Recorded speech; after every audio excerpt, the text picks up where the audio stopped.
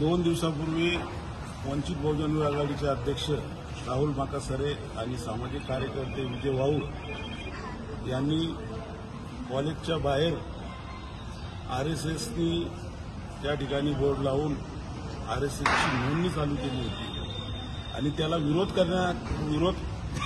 करण्याचं काम राहुल माकासरे आणि विजय वाऊळ यांनी केलेलं आहे। आणि त्यांनी विरोध केल्याच्या नंतर पोलीस प्रशासनाने सुमोटो त्यांच्यावर गुन्हे दाखल करण्यात आलेले आहेत। राहुल माकासरेवर नॉन अवेलेबल ऑफिस त्या ठिकाणी त्यांनी दाखल केलेले आहे। त्याकरिता वंचित बहुजन आघाडीच्या वतीनं आज आम्ही माननीय पोलीस आयुक्त साहेबांना भेटलो। त्या ठिकाणी त्यांच्यावर जे गुन्हे दाखल केलेले आहेत ते गुन्हे तात्काळ मागे घेण्यात यावे। दोघांवर पण जे गुन्हे दाखल केले ते तात्काळ मागे घेण्यात यावे। आणि आम्ही पोलीस प्रशासनाला पोलीस आयुक्त साहेबांनी हे म्हटलं की आरएसएस जी मनुवादी संघटना आहे, जी संघटनेला विरोध फुले शाहू आंबेडकर, वंचित बहुजन आघाडी आणि आरएसएस ही फक्त वंचित बहुजन आघाडी फुले शाहू आंबेडकरवाद्यांना घाबरती आहे।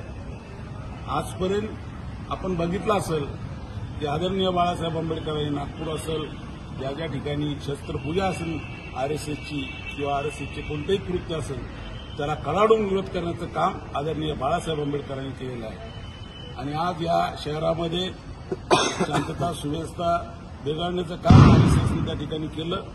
परंतु त्या ठिकाणी ज्या लोकांनी त्याला विरोध केला, ज्या कार्यकर्त्यांनी त्याला विरोध केला, त्याच कार्यकर्त्यांवर त्या ठिकाणी गुन्हे दाखल करण्याचं काम या ठिकाणी पोलीस प्रशासनानं केलं आहे। माननीय आयुक्त साहेबांना आज आम्ही या ठिकाणी भेटलो आणि आम्ही सांगितलं की या लोकांवर जे सुमोटो गुन्हे दाखल करण्यात आलेले आहेत ते तात्काळ मागे घेण्यात यावे। जर हे गुन्हे दाखल केले नाही तर येणाऱ्या काही दिवसामध्येच वंचित बहुजन आघाडी फुले शाहू आंबेडकरांच्या विचारांच्या सर्व लोकांना सोबत घेऊन या आरएसएसच्या ऑफिसवर आम्ही मोर्चा काढल्याशिवाय राहणार नाही। आपल्या पक्षाचे सर्वेसर्वा बाळासाहेबांचा काय आदेश आहे, त्यांनी काय सांगितलं संदर्भात? बाळासाहेब आंबेडकरांनी आता या ठिकाणी ट्विट करून सुद्धा बाळासाहेबांच्या पेजवर ट्विट सुद्धा केले आहे की राहुल संदर्भात जी खोटे गुन्हे दाखल केलेले आहेत ते तात्काळ रद्द करावे। आणि जर गुन्हे रद्द केले नाही तर या शहरामध्ये एक मोठा मोर्चा या ठिकाणी आम्ही आयोजित करणार आहोत।